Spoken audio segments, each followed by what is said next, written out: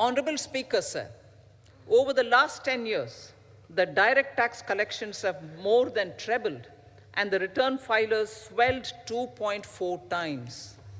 I would like to assure the taxpayers that their contributions have been used wisely for the development of the country and welfare of its people. I appreciate the taxpayers for their continued support. The government has reduced and rationalized tax rates. Under the new tax scheme, there is now no tax liability for taxpayers with income up to 7 lakh rupees, up from 2.2 lakh rupees in the financial year 2013-14. The threshold for presumptive taxation for retail businesses was increased from 2 crores to 3 crores. Similarly, the threshold for professionals eligible for presumptive taxation was increased from 50 lakh rupees to 75 lakh rupees. Also, corporate tax rate was decreased from 30% to 22% for existing domestic companies and to 15% for certain new manufacturing companies. Honorable Speaker, sir, in the last 5 years, our focus has been to improve taxpayer services. The age-old jurisdiction-based assessment system was transformed with the introduction of faceless assessment and appeal, thereby imparting greater efficiency, transparency, and accountability. Introduction of updated income tax returns, a new Form 26AS, and pre-filling of tax returns have made filing of tax returns simpler and easier. Average processing time of returns has been reduced from 93 days in the year 2013-14 to a mere 10 days this year, thereby making refunds faster. Indirect taxation.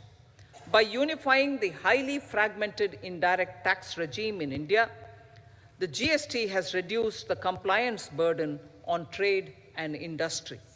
The industry has acknowledged the benefits of GST. According to a recent survey conducted by a leading consulting firm, 94% of industry leaders view the transition to GST as largely positive. According to 80% of the respondents, it has led to supply chain optimization, as elimination of tax arbitrage and octroi has resulted in disbanding of checkposts at the state and city boundaries. At the same time, tax base of GST more than doubled, and the average monthly gross GST collection has almost doubled to 1.66 lakh crores this year. States too have benefited. States' SGST revenue, including compensation released to states in the post-GST period of 2017-18 to 2022-23, has achieved a buoyancy of 1.22.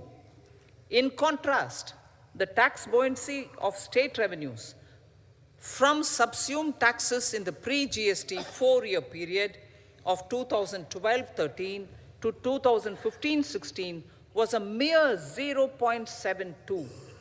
The biggest beneficiaries are consumers, as reduction in logistic cost and taxes have brought down prices of most goods and services.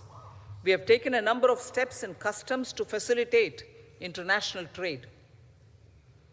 As a result, the import release time declined by 47% to 71 hours at inland container depots, by 28% to 44 hours at air cargo complexes, and by 27% to 85 hours at seaports over the last 4 years since 2019, when the national time release studies were first acted.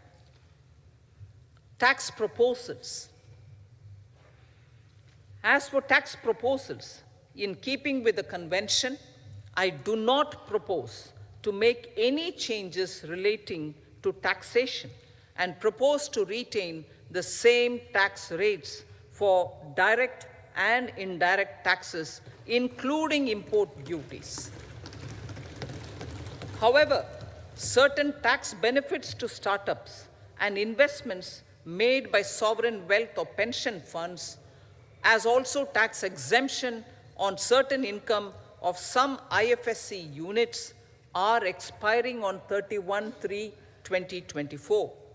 To provide continuity in taxation, I propose to extend the date to 31/3/2025. Moreover, in line with our government's vision to improve ease of living and ease of doing business, I wish to make an announcement to improve taxpayers' services. There are a large number of petty, non-verified, non-reconciled, or disputed direct tax demands, many of them dating as far back as 1962, which continue to remain on the books, causing anxiety to honest taxpayers and hindering refunds of subsequent years. Honorable Speaker, sir, I propose to withdraw such outstanding direct tax demands up to 25,000 rupees pertaining to the period up to financial year 2009-10 and up to 10,000 rupees for financial years 2010-11 to 2014-15. This is expected to benefit about 1 crore taxpayers. 1 crore taxpayers would benefit out of this. Economy then and now. In 2014, when our government assumed the reins, the responsibility to mend the economy step by step and to put the governance systems in order was enormous. The need of the hour was to give hope to the people, to attract investments, and to build support for the much-needed reforms. The government did that successfully, following a strong belief of nation first. The crisis of those years has been overcome, and the economy has been put firmly on a high, sustainable growth path with all-round development. It is now appropriate to look at where we were then. I repeat, it is now appropriate to look at where we were then till 2014 and where we are now, only for the purpose of drawing lessons from the mismanagement of those years. The government will lay a white paper on table of the House.